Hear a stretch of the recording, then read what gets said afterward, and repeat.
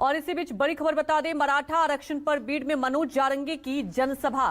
सरकारी डेलीगेशन से हुई बातचीत की जानकारी देंगे। बीड पुलिस ने सुरक्षा के पुख्ता इंतजाम किए हैं। बीड इलाके में 1800 से ज्यादा पुलिसकर्मी तैनात हैं। तमाम जानकारी के साथ हमारे सहयोगी इंद्रजीत लाइव जुड़ चुके हैं। इंद्रजीत, 1800 से ज्यादा पुलिसकर्मी तैनात, जानना ये चाहेंगे जनसभा में क्या रणनीति और किस रणनीति के तहत आगे मनोज जाएंगे, क्योंकि देखिए उन्होंने सरकार को अल्टीमेटम जो दिया था, अब उसकी अवधि खत्म हो रही है। अब वो सरकार जो वक्त मांग रहे हैं वो सुनने को तैयार नहीं है। क्या लगता है आपको आगे क्या कदम उठाए जाएंगे?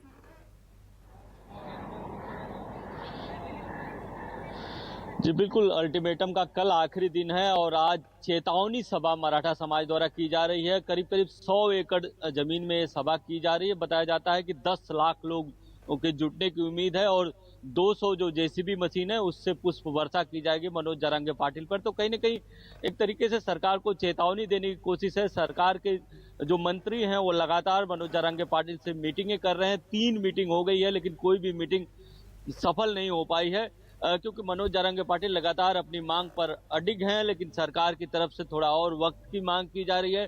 सरकार का कहना है कि हम आरक्षण देने के पूरे पक्षधर हैं, लेकिन हम ऐसा आरक्षण देना चाहते हैं जो कोर्ट में टिके और अस्थायी रूप से टिके, इसलिए थोड़ा वक्त लग रहा है। तो कहीं ना कहीं एक जो डेडलॉक बना हुआ है वो आगे और बढ़ने की संभावना है। दूसरा, बीड जिला इसलिए महत्वपूर्ण है क्योंकि बीड जिले में आंदोलन के दौरान सबसे ज्यादा हिंसा हुई थी, विधायकों के घर जलाए गए थे, बसों में तोड़फोड़ हुई थी, आगजनी हुई थी।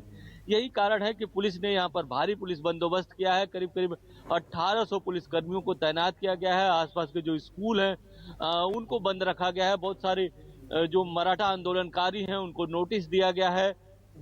तो कहीं न कहीं सरकार भी हर तरह से प्रिकॉशन कर रही है। आज भी एक सरकार की तरफ से एक प्रतिनिधिमंडल गया था, जो एक निर्दलीय विधायक है बच्चू कडू, उनके नेतृत्व में उससे बातचीत किया, लेकिन कोई हल नहीं निकल पाया। और अब जो मराठा समाज है वो भी ज्यादा वक्त देने के मूड में नहीं है। इस बीच मराठा समाज के लिए हाईकोर्ट से अच्छी खबर है। हाईकोर्ट ने कहा है कि जो आर्थिक और शैक्षणिक रूप से पिछड़े हुए मराठा हैं वो ईडब्ल्यूएस के तहत आरक्षण के लिए आवेदन कर सकते हैं, जो फॉर्म है भर सकते हैं, क्योंकि सरकार ने ये लागू जरूर किया था लेकिन मैट ने इस पर रोक लगा दी थी। तो कहीं न कहीं वो एक बड़ी राहत है।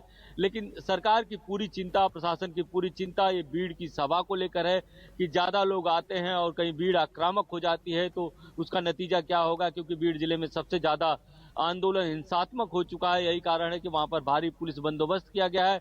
इसके पहले मनोज जारंगे पाटिल ने प्रेस कॉन्फ्रेंस लिया था और उन्होंने बताया कि वो जो सरकार से बातचीत कर रहे हैं वो पूरे बातचीत का जो ब्यौरा है वो उस मीटिंग के दौरान, उस सभा के दौरान देंगे और बताएंगे कि सरकार से उनकी क्या बातचीत हुई है और कहाँ पे डेडलॉक है।